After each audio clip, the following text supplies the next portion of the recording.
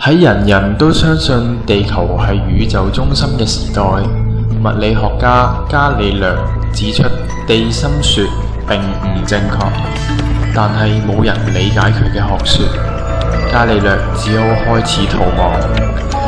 500多年後，一個考試零分嘅少女同一個失去愛情嘅少女，佢哋覺得自己同伽利略一樣不被人理解，於是就逃到伽利略嘅故鄉，開始新嘅生活。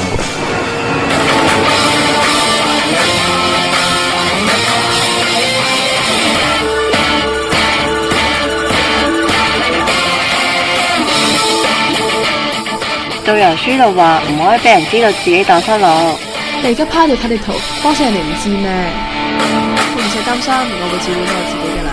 每星期嘅做5日，下晝3點至11點，我有30磅，冇貼士。遲到扣錢，唔行禮扣錢，唔微笑扣錢。呢度係員工同埋房租。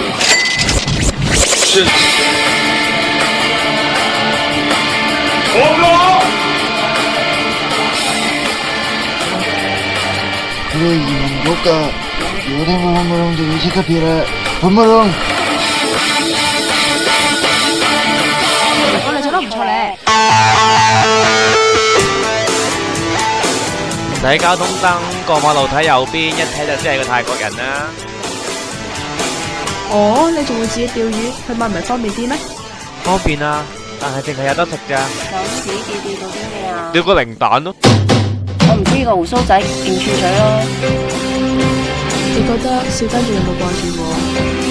呢兩粒石頭，如果可以同時跌落水，即係佢仲掛住你；如果唔係同時，就即係佢唔掛住你啦。邊個話你知㗎？伽利略咯。你都係翻去讀好啲書，認認錯誤之後重新開始過啦。如果冇錯又點認啊？冇錯，老師真警告字條唔係咁寫㗎喎。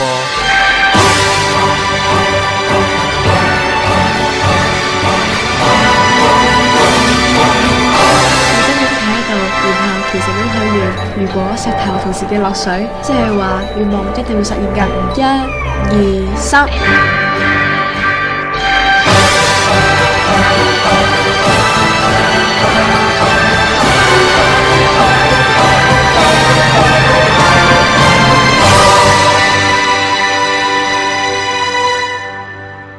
你好啊，伽利略先生。